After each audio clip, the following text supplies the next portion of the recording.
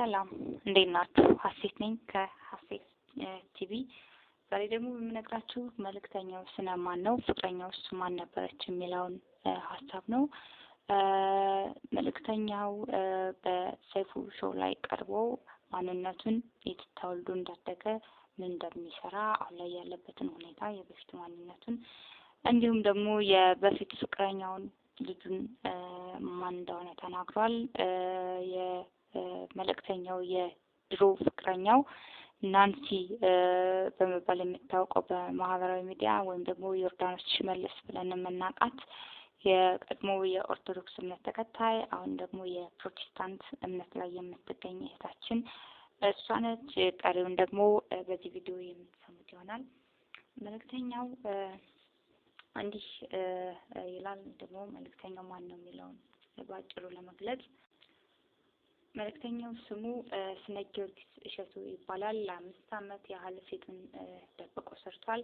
አብዛኛው እድሜውን በእግር ኳስ ነው ያሳለፈው። የባህር ዳር ከተማ እግር ኳስ ተጫዋች ነኝ ይለናል።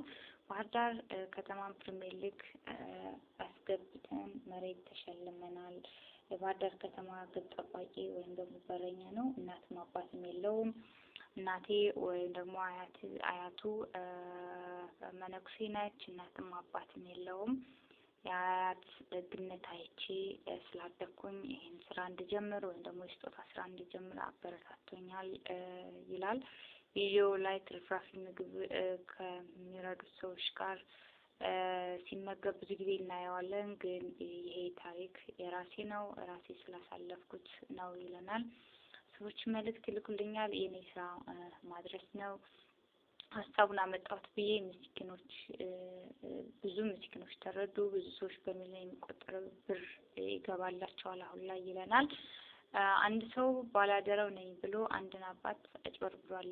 እኚህ አባት 20,000 ብር ሰጥቻቸው በርካታ ሰው ብዙ ገንዘብ አስገብቶላቸዋል። ገንዘቡን ከአባባ የበላው ልጅ ፎቶ አለኝ፣ ማስረጃ አለኝ፣ ወደ ህግ አቅርበን ይፋ እናደርጋለን ብሏል። በቅርቡ ብዙ ሰዎች ስለተቹት ወይ ደግሞ ትችትን ስላደረሱበት ምክንያት ሲያወራ አባባ ከኔ መኪና ወጥተው እስኪሄዱ ስልክ አልሰጠኋቸውም። በዚህ አጋጣሚ ከጎኔ የቆሙ ሰዎችን አመሰግናቸዋለሁ። እንደ ሰው እኔም ባላደራውም ልባችን ተሰብሯል። ያ ሁሉ ነገር ተረስቶ እንደ ቀማኛ መቆጠራችን ልቤን ሰብሮታል። የሰው ትችት ሊያስቆምህ አይገባም። ይሄንን ስራ ቀጥላለሁ፣ በጭራሽ አላቆምም ይላል። መልእክተኛው ወይም ደግሞ ስነ ጊዮርጊስ ኳስ ተጫዋች ነበር። ትንሽ ሳንቲም አገኝ ነበር። ከደሃ ላይ አንስቼ የምበላ ምክንያት የለኝም። መተዳደሪያ የሚሆን ሞባይል ቤት አለኝ። ነገር ግን ሰዎች ስልክ ቤት የከፈተ በደሃ ገንዘብ ነው ይላሉ። የምትኔ ከሆነ ይሁን ነው የምለው፣ እሱን እግዚአብሔር ያውቃል። ነገር ግን ራሴን ለመከላከል እዚህ ቦታ ላይ በመቀመጤ አፍራለሁ።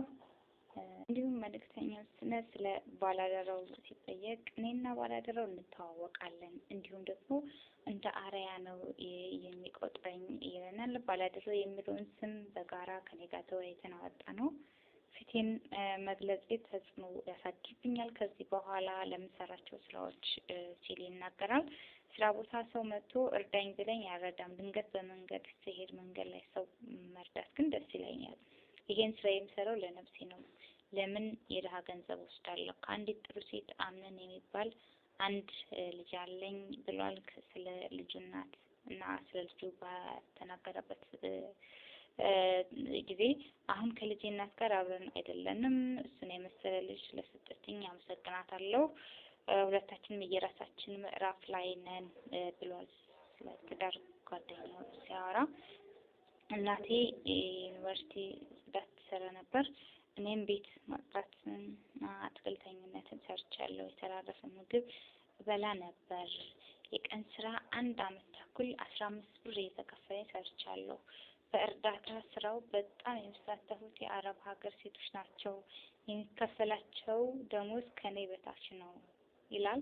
ለመጀመሪያ ጊዜ 8,000 ብር የላኩልኝ የአረብ ሀገር የሚኖሩ ሰዎች ናቸው። አመሰግናቸዋለሁ። ቲክቶክ አዋርድ ላይ ታጭቻለሁ። ሰው የተመቸውን ጥሩ ሰርቷል የሚለውን ይምረጥ። እኔ ግን ምረጥኝ ብዬ አልቀሰቀስም፣ ከፈለጉ ይምረጡኝ ይላል። ሰይፉ እናንተን የመሳሰሉ ደጋግ እያሉ እኛ መምረጥ የለብንም በደግነት ቀጥል ይላል። እንዲሁም መልእክተኛው ሀሳቡን እንዲህ ሲል ይቀጥላል። ፌስቡክ ላይ 780,000፣ ኢንስታግራም ላይ 164,000፣ ቲክታክ ላይ 1.7 ሚሊዮን ተከታዮች አሉኝ። ሰዎችን ኮንታክት የማደርገው 1.7 ተከታዮች ባለው ቲክቶክ አካውንቴ ላይ ብቻ ነው። እናቴ ለኔ ትልቁን ድርሻ ትወስዳለች። እድሜና ጤና ይስጥልኝ። እናንተም ጸሎት አድርጉልኝ። በዚህ በጎ ስራ የተሳተፋችሁ ገንዘብ የላካችሁ በሙሉ አመሰግናችኋለሁ። መልእክተኛው ስለ ስራዎችና በጎ አድራጎቶች እናመሰግናለን። ስለ መልእክተኛው ስለ ስነጆች የነበረን ሀሳብ ነው። እናመሰግናለን።